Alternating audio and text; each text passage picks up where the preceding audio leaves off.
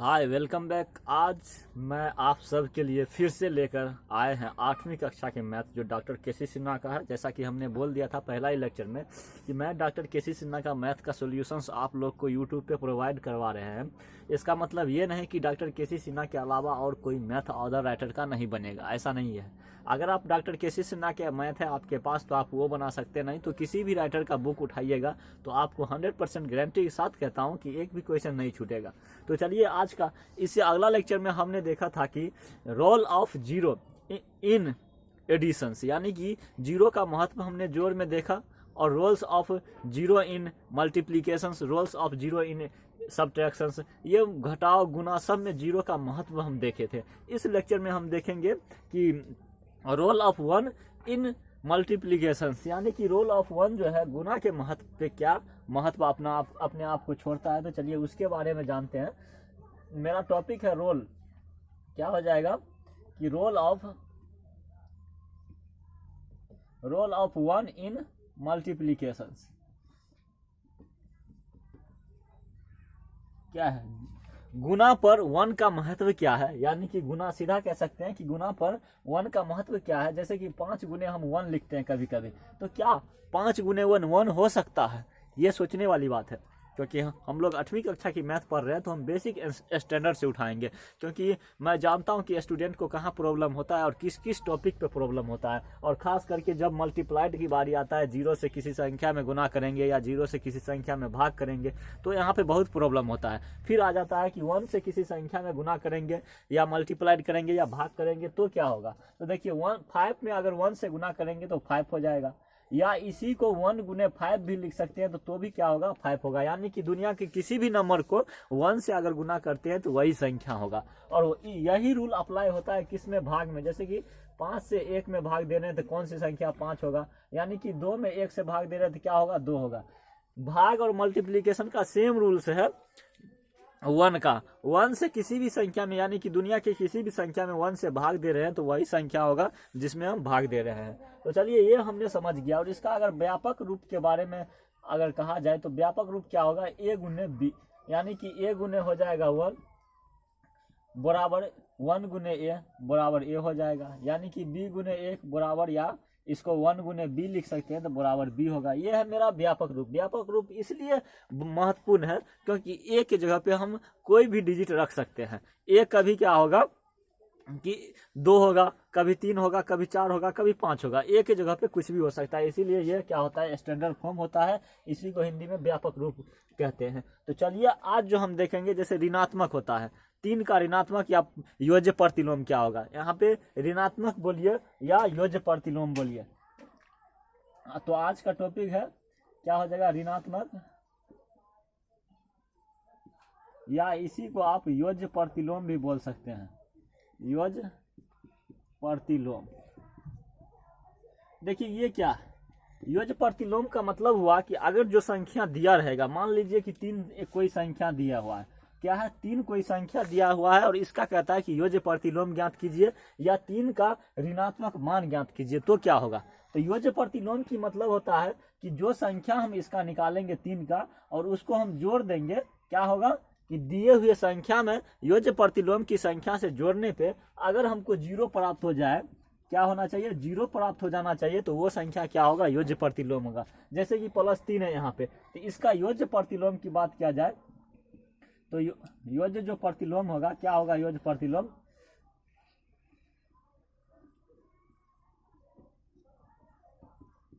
योज्य प्रतिलोम बराबर -3 हो जाएगा। अब देखिए +3 -3 को जब भी जोड़ेंगे तो क्या होगा, हमेशा 0 के बराबर होगा। यानी कि 3 और प्लस को -3 से जोड़ेंगे तो कितना हो जाएगा, 0। तो वही होता है योज्य प्रतिलोम। इसको सीधा ऋणात्मक प्रतिलोम भी बोल सकते हैं या योज्य प्रतिलोम भी बोल सकते हैं। तो इस टाइप का जितना भी आपको प्रॉब्लम आए, यानी कि एनसीईआरटी बुक उठाइएगा, उसमें एक क्वेश्चन होगा, आपको क्वेश्चन है 2/8 एनसीईआरटी का क्वेश्चन है, यानी कि एनसीईआरटी का प्रॉब्लम है ये क्वेश्चन। और दूसरा क्वेश्चन होगा एनसीईआरटी में 2/9, ये भी हमारा क्या है, एनसीईआरटी का प्रॉब्लम है।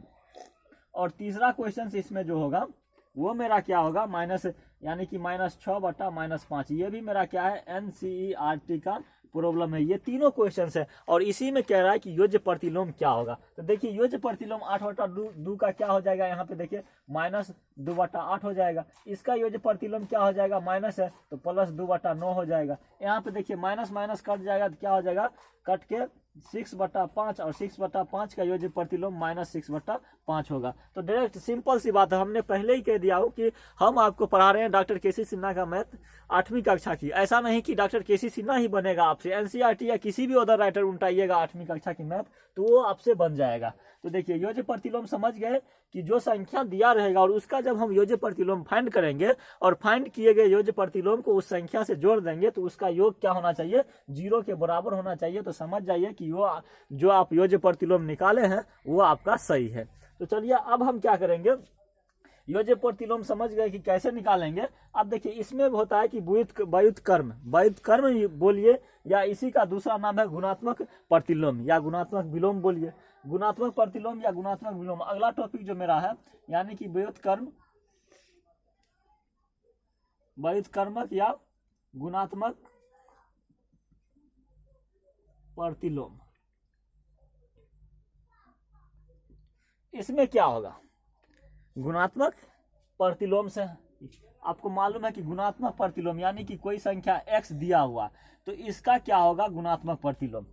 कोई संख्या x दिया हुआ है तो इसका गुणात्मक प्रतिलोम क्या होगा, तो जो संख्या दिया हुआ है इसका हम गुणात्मक जब प्रतिलोम निकालेंगे और इसका गुना, यानी कि वहां पर था योज्य प्रतिलोम तो हम जोड़ करते थे तो 0 आता था तो वो योज्य प्रतिलोम होता था। लेकिन इसका जब हम गुणात्मक प्रतिलोम निकालेंगे और दिए गए संख्या से गुना कर देंगे तो उसका मान हमेशा क्या होना चाहिए, 1 होना चाहिए। वही संख्या क्या कहलाएगा, गुणात्मक प्रतिलोम कहलाएगा। देखिए यहाँ पे x है, x है और x का क्या हो जाएगा, गुणात्मक प्रतिलोम 1/x। अब x को 1/x से मल्टीप्लाइड करेंगे तो 1 आएगा। ये क्या है मेरा, x का 1/x क्या है, गुणात्मक प्रतिलोम है। तो इसी तरह से कुछ भी आंसर रहे, यानी कि मान लीजिए दूसरा नंबर उदाहरण की 1/4 है, 1/4 का कहेगा कि गुणात्मक प्रतिलोम क्या होगा, तो वैसी संख्या से इसमें डिवाइड कर देंगे जो कट के 1 हो, यानी कि 1/4 का गुणात्मक प्रतिलोम अगर 4 है तो कट के क्या हो जाएगा, 1, यानी कि इसका गुणात्मक प्रतिलोम कितना हो जाएगा, 4 हो जाएगा। तो इस टाइप का कितना भी प्रॉब्लम्स क्यों ना आ जाए तो उसका गुणात्मक प्रतिलोम हमेशा इसी टाइप से निकलेगा। अगर तीसरा उदाहरण की बात किया जाए तो माइनस मान लीजिए -3/25 है। अब -3/25 का गुणात्मक प्रतिलोम क्या होगा, हमने क्या कहा कि ऐसी संख्या को मल्टीप्लाइड करो जिसका मान 1 निकलेगा, यानी कि ऐसी संख्या क्या होगा, जो संख्या दिया हुआ है उसी को पलट करके मल्टीप्लाइड कर दीजिए। सिंपल सी बात है, वो वैल्यू क्या 1 निकल जाएगा। तो -3/25 है, इसको पलट करके यानी कि -25/3 से मल्टीप्लाइड कर देंगे तो इसका मान 1 आएगा। यही हमारा क्या है, गुणात्मक प्रतिलोम है। तो -3/25 का क्या हो जाएगा, गुणात्मक प्रतिलोम -25/3। तो आई होप कि आपको समझ में आ गया होगा कि क्या है रोल ऑफ 1 मल्टीप्लीकेशन, एक का गुना में क्या महत्व है। उसके बाद हमने देखा कि योज्य प्रतिलोम क्या है, उसके बाद हमने देखा अगला टॉपिक कि गुणात्मक प्रतिलोम क्या है। तो चलिए अगला टॉपिक पे हम डिस्कशन करेंगे। तो कुछ नियम्स बच गया है। नियम्स ये है कि मल्टीप्लीकेशंस ऑफ लॉ, यानी कि गुणात्मक या गुना का नियम क्या है, इस पे हम डिस्कशन करते हैं। जो मेरा लास्ट टॉपिक है क्या है, गुना का नियम। देखिए गुना का क्या नियम है, मल्टीप्लीकेशंस ऑफ लॉ क्या है, इसमें देखिए, इसमें समझते हैं कि मान लीजिए कोई संख्या 2 है और गुने इसको 3 कर रहे हैं, या इसी को हम 3 गुना 2 लिखते हैं तो क्या फिर भी मान तो सेम आता है ना। अरे 2 गुने 3 लिखिए या 3 गुने 2 लिखिए फिर भी तो 6 आएगा, यानी कि 5 गुने 3 लिखिए या 3 गुने 5 लिखिए, यानी कि मान तो 15 ही आएगा। लेकिन इस लिखने की क्रम में जो है मल्टीप्लीकेशन कौन सा लॉ काम करता है उस पर हम डिस्कशन करेंगे। जैसे कि ये मेरा फर्स्ट में रखिए, ये जो हमने अभी उदाहरण दिए ये क्या है, गुना का क्रम विनीय नियम है। ये गुना का क्रम विनीय नियम है। ये गुना का क्रम विनीय नियम था, यानी कि गुना का क्रम विनीय नियम कहता है कि a गुने b या b गुने a लिखिए, कोई फर्क नहीं पड़ेगा, वैल्यू उसका सेम आएगा। तो ये उदाहरण क्या था, गुना का क्रम विनीय नियम का उदाहरण था। दूसरा नियम देखिए, इसी को हम क्या कहते हैं, यहाँ पे समझ गए होंगे कि a गुने b लिखिए या इसको b गुने a लिखिए, ये स्टैंडर्ड फॉर्म है। ये गुना का क्रम विनीय नियम है, ये पहला नियम है। अब दूसरा नियम क्या होता है कि जोड़ पे गुना का वितरण नियम। दूसरा नियम मेरा क्या हो जाएगा, जोड़ पे, यानी कि दूसरा नियम होगा जोड़ पर गुना का वितरण नियम। देखिए जोड़ पर गुना का वितरण नियम क्या होता है, इसको हम चलिए समझते हैं उदाहरण से। देखिए जैसे कि 2 गुने 3 प्लस 5 है, और इसको हम 2 गुने एक बार 3 लिखेंगे और एक बार प्लस क्या करेंगे 2 गुने 5 लिखेंगे। तो देखिए क्या हो जाएगा, 2 गुने 5 3 8 हो जाएगा, और इधर 3 दूना 6 प्लस 5 दूना 10, यानी कि 8 दूना 16 और बराबर 10 6 16। देखिए दोनों बल क्या हुआ, मान सेम हुआ, लेकिन लिखने का तरीका अलग अलग था। यानी कि 2 गुने एक बार क्या किए 5 प्लस 3 कर दिए, और उसी को क्या किए लिखने में, यानी कि 2 को एक बार 3 के साथ गुना किए और एक बार 5 के साथ गुना किए 2 को। तो ये लिखने का जो क्रम है उसी को क्या कहते हैं, जोड़ पर गुना का वितरण नियम। यानी कि a गुने b प्लस c है, ये व्यापक फॉर्म है, यानी कि स्टैंडर्ड रूप है। तो क्या हो जाएगा, इसको हम लिखेंगे a गुने b और प्लस a गुने c। यही लिखने का जो तरीका है, तरीका बदल गया तो गुना का नियम भी बदल गया। यानी कि जोड़ पर, इसी को कहते हैं जोड़ पर गुना का वितरण नियम। अब देखिए लास्ट इसमें है, यानी कि 3 लो है। तो लास्ट लो क्या है मेरा, गुना का सहचार्य नियम। अब गुना का सहचार्य नियम क्या कहता है, इसके बारे में चलिए समझते हैं। तो तीसरा पॉइंट है मेरा गुना का सहचार्य नियम। गुना का सहचार्य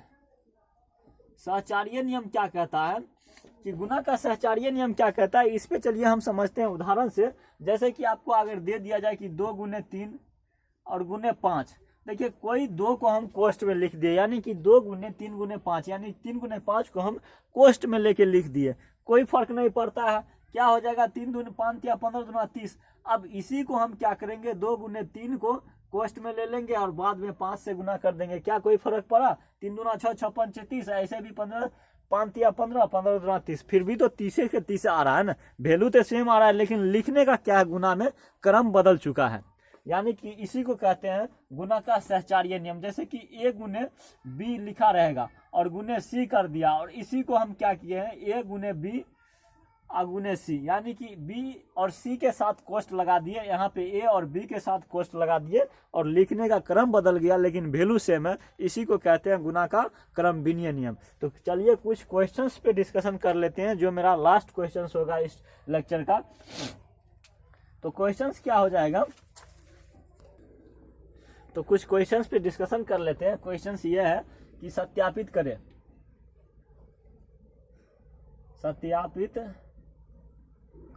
सत्यापित क्या करना है कि माइनस एक्स है और इसको माइनस से मल्टीप्लाइड कर देंगे तो एक्स होना चाहिए। जिसमें उदाहरण दे दिया है फर्स्ट में कि एक्स बराबर क्या है मेरा, कि 11/15 है। इसको कहता है कि सत्यापित करें कि जब एक बार माइनस से मल्टीप्लाइड करेंगे एक्स में और फिर माइनस से मल्टीप्लाइड करेंगे एक्स में, तो वो मेरा एक्स प्राप्त हो जाना चाहिए। यानी कि दिया हुआ संख्या क्या होना चाहिए, प्राप्त हो जाना चाहिए, यानी कि मिल जाना चाहिए। तो चलिए पहला क्या है कि माइनस से मल्टीप्लाइड करते हैं एक्स में, तो क्या हो जाएगा, इसमें भी माइनस लगेगा, माइनस 11/15। और फिर अगेन क्या करते हैं, अगेन फिर से क्या करते हैं, माइनस से मल्टीप्लाइड कर देते हैं माइनस एक्स में। तो देखिए पहले से माइनस था, इसमें भी पहले से माइनस था, तो इसमें भी मल्टीप्लाइड करना पड़ेगा माइनस 11/15। अब एक नियम आपको मालूम होना चाहिए कि जैसे -1 और गुने -1 है तो +1 हो जाएगा, ये याद रखिए फर्स्ट नोट। और जब -1 और गुने +1 है तो इसमें -1 हो जाएगा, ये दूसरा नियम है। तो ये दोनों नियम आपको याद रखना पड़ेगा, यानी कि माइनस गुने माइनस प्लस होता है, फिर प्लस और गुने माइनस तो माइनस ही होगा। तो इस टाइप का जो है। और फिर तीसरा नियम इसमें यह है कि -1 को और -1 को जोड़ दिया जाए तो कितना हो जाएगा, -1 ही होगा। यानी कि 1 जोड़ 1, -1 जोड़ -1 जोड़, यानी कि 2 हो जाएगा। यहाँ पे देखिए जोड़ में नियम बदल जाता है, गुना तो नहीं है जो माइनस और +1 ही रह जाएगा। यहाँ पे क्या है, प्लस कर रहे हैं, यानी कि देखिए -2 है और -2 है तो क्या हो जाएगा, -4 न हो जाएगा। तो इस टाइप से ये -2 हो जाता है। तो देखिए इसमें क्या होगा, माइनस और मल्टीप्लाइड में है माइनस गुने माइनस, तो माइनस प्लस 11/15, ये क्या निकल गया, एक्स निकल गया जो मेरा दिया हुआ था। यहाँ से देखिए तो इसी टाइप का जो सवाल से आएगा आपको कि कहेगा सत्यापित करें और एक्स दिया रहेगा, और जिसमें कहेगा कि उसको 2 बार माइनस से मल्टीप्लाइड करने पे वही संख्या हमको प्राप्त हो जाना चाहिए जो पहले दिया हुआ था।